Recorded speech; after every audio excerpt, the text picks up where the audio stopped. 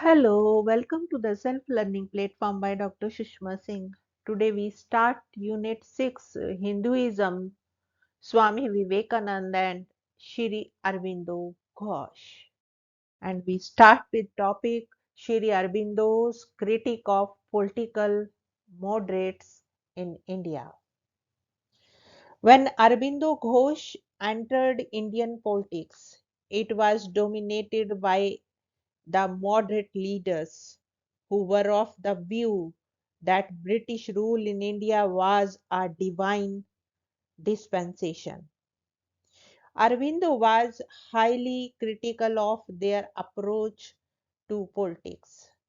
Hence, he wrote a series of articles in the Hindu Prakash of Pune under the title of New Lamps for Old, and severely criticized the politics of positions and prayers of the moderate leaders. He said that Congress leaders had very narrow and limited ideas.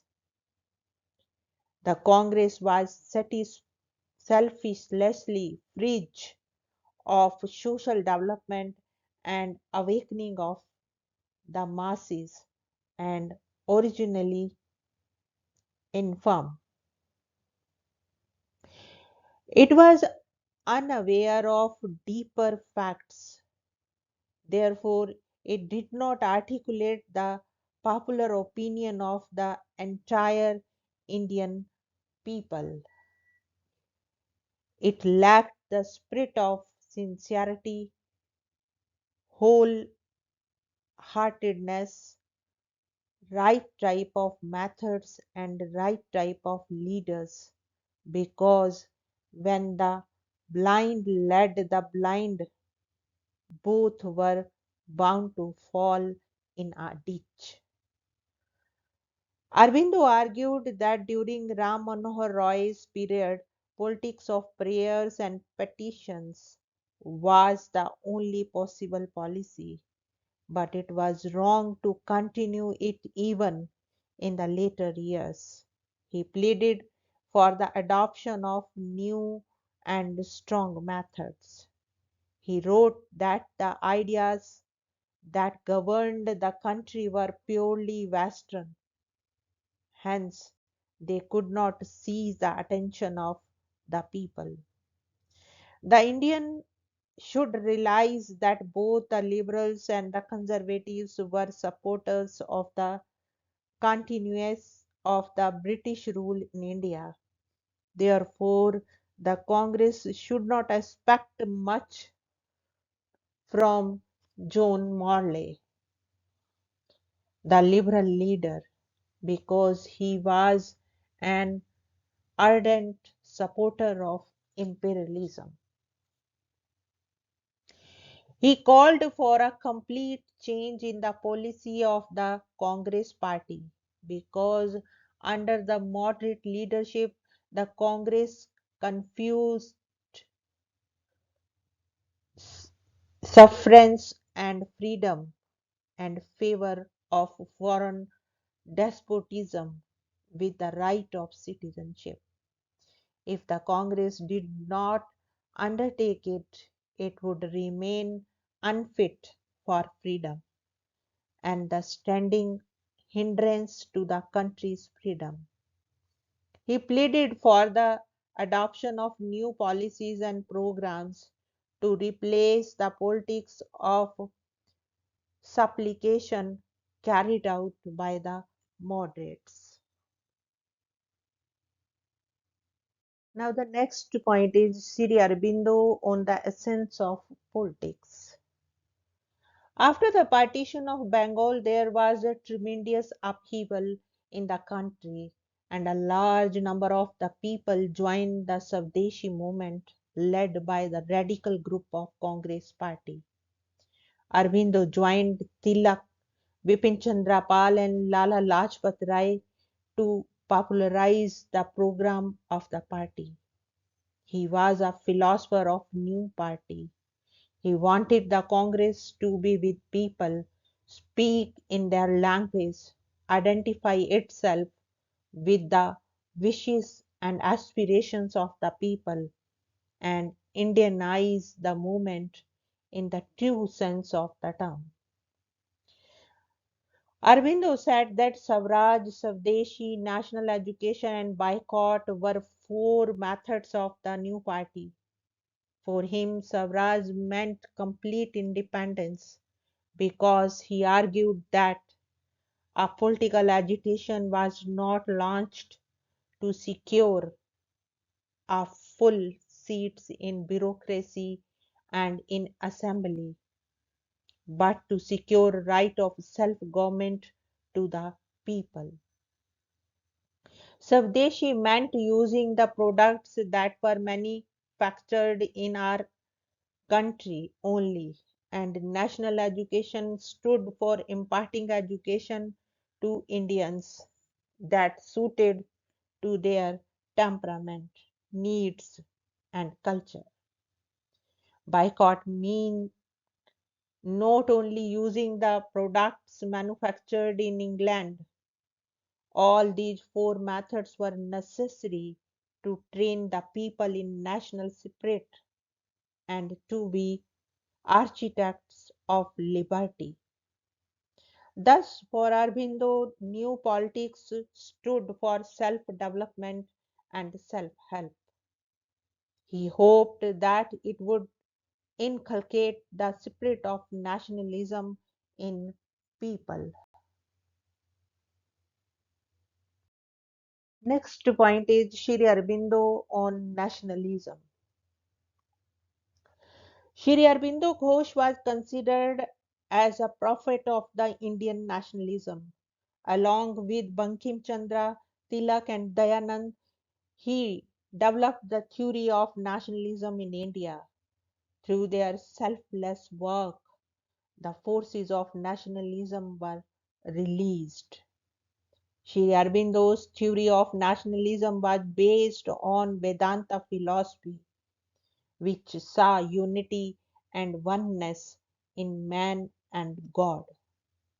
There was an essential unity in India despite the existence of the outward differences, because the spirit of unity and oneness pervaded it. For her rejuvenation, India needed Shakti, or the power that was physical, moral, material, and spiritual. The power or strength of the nation depended on the unity of her nation. Taking a clue from Bankim Chandra, he declared that India was, in fact, Mother India, which represented united powers and Shakti of millions of her children.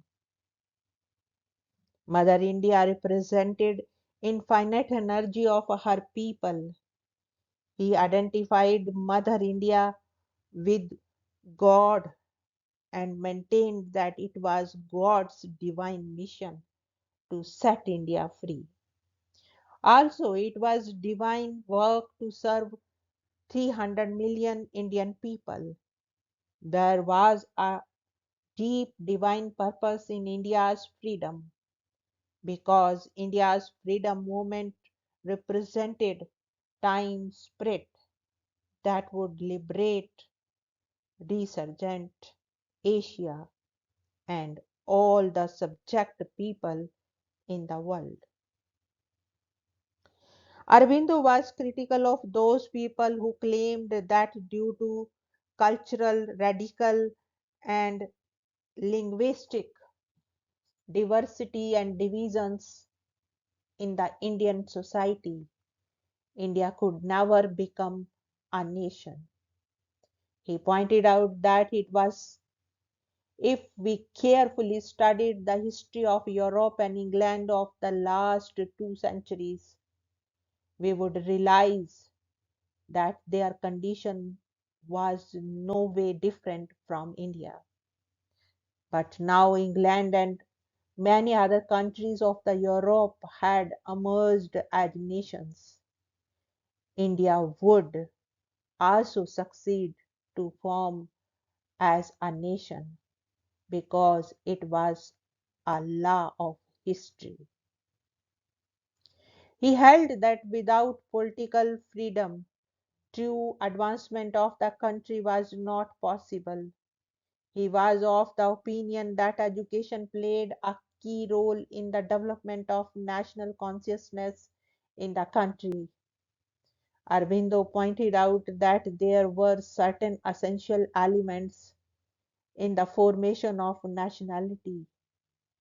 These essential elements were geographical unity, common past, a powerful common interest impelling towards unity, and certain favorable political conditions which enabled the impulse to realize itself in an organized government. Its goal was to establish a single and united existence.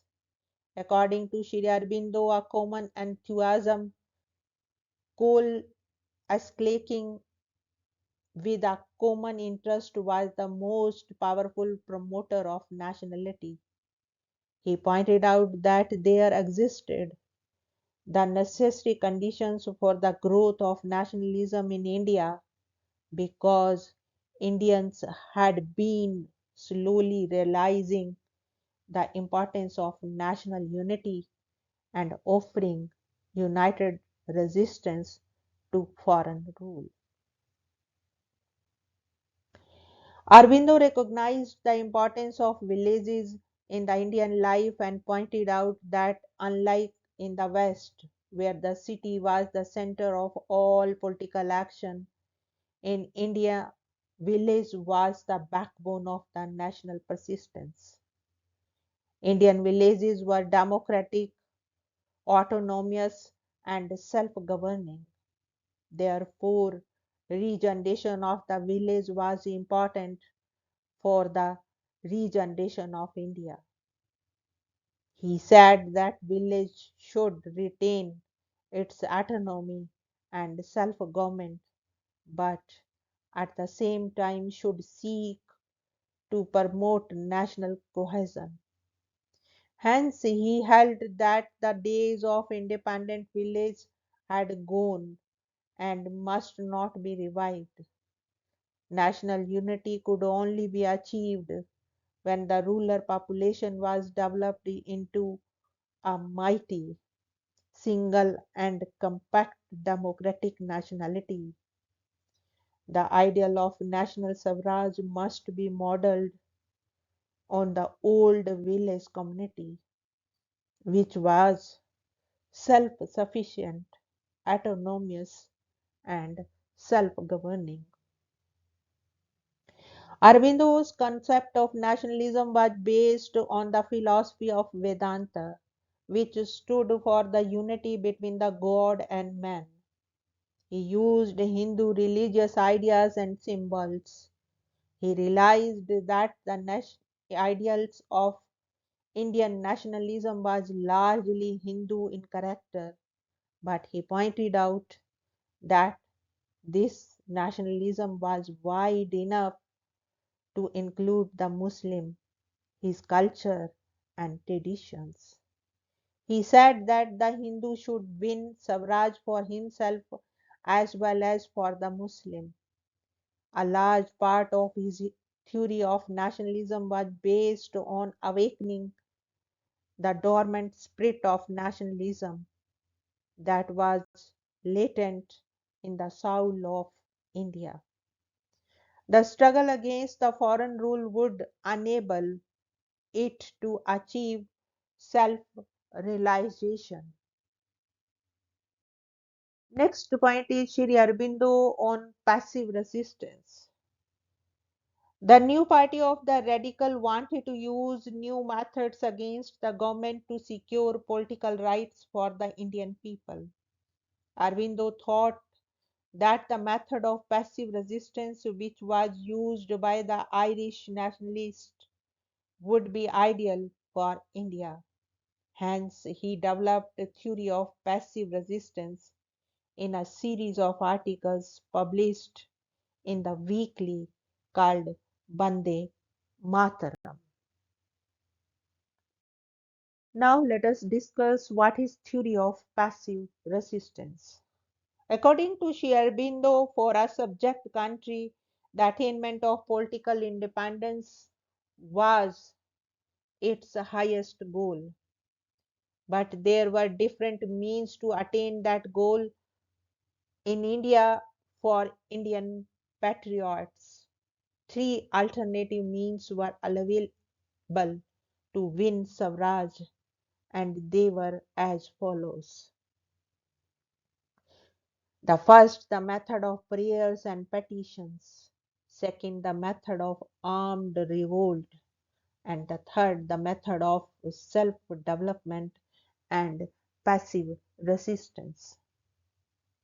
In Indian context, Sri Aurobindo pointed out that the adoption of method of prayers and petition was out of question because its futility was proved. Again, in the Indian context, the method of armed revolt or resistance was not possible or desirable. Hence, India had no alternative but to take recourse to self-development, which was expressed in the methods of Swadeshi and boycott. Pursuit of both the methods strengthened the cause of self-help. The program of self-help and the self-development would be opposed by bureaucracy and government because it challenged their authority. In such a situation, the people should adopt passive resistance to the government. Passive resistance meant the resistance to authority of the government in an organized manner and through peaceful means. The use of arms was not allowed in passive resistance. According to Sri Aurobindo, in India, attainment of political freedom was the goal of passive resistance. Freedom in India was necessary to stop the drain of wealth and to carry out social reforms. The program of Swadeshi, national education, boycott, and establishment of arbitration courts was the program of self development. But this program on its own would not be in a position to secure political freedom for India. Political freedom could only be secured by organized passive resistance carried out on a large scale. This policy was followed by Parnell in Ireland. Its main object was to paralyze the functioning of the government by withdrawing support and cooperation to the government. We are going to discuss method of passive resistance. The essence of passive resistance was to challenge the authority of the state by following non-violent means because under the present circumstances armed conflict or a violent aggressive resistance in the form of spottage, assassinations and terrorism was not possible and desirable.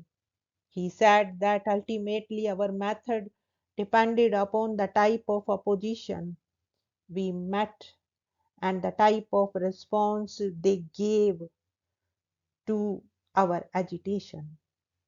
Those who were agitating for noble cause should be ready for sufferings and sacrifices because passive resistance required more universal endurance. One of the major benefits of passive resistance was that through this method we would be in a position to involve people and let them learn methods of struggle and sufferings. It would train the Indians in heroic actions and boost their morale. It would bring pressure on the government to keep the promises it had made to people. According to Aurobindo, passive resistance worked on two levels.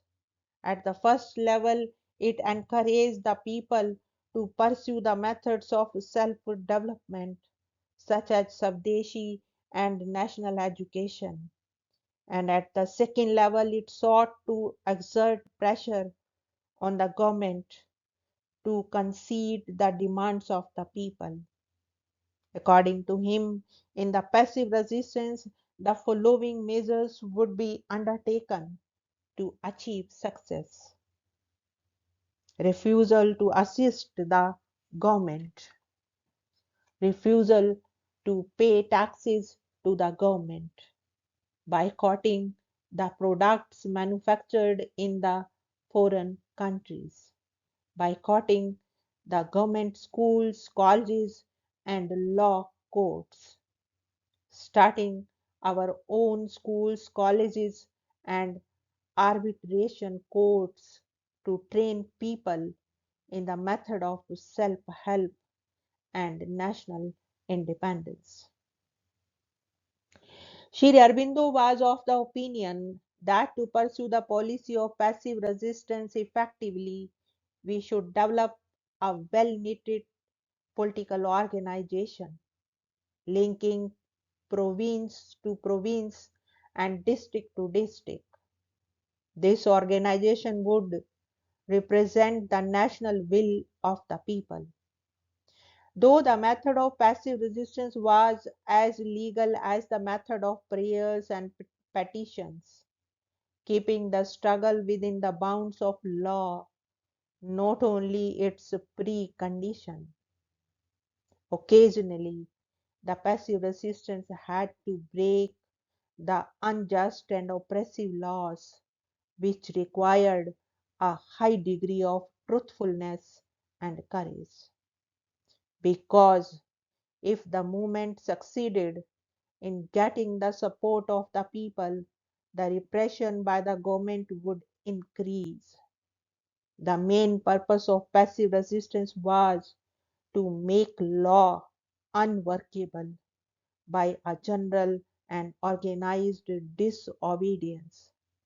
It was his opinion that conflict was the heart of passive resistance, and it proved no meek submission to authority.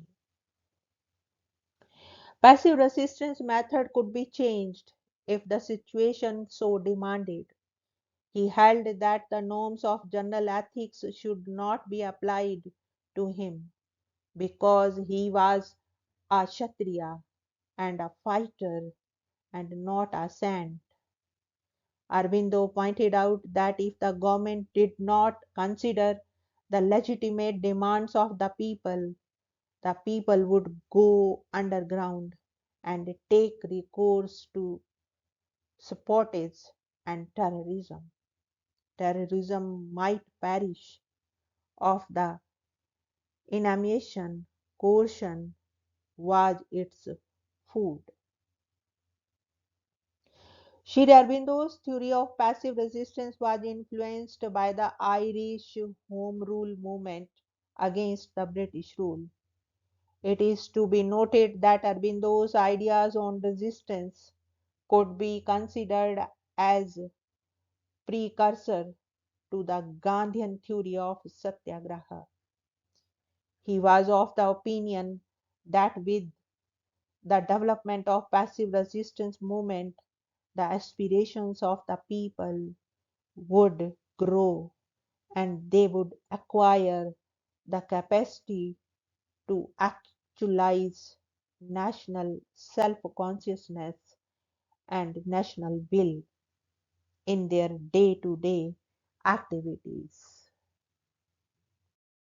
Here we want to wind up this lecture and thank you so much for your attention.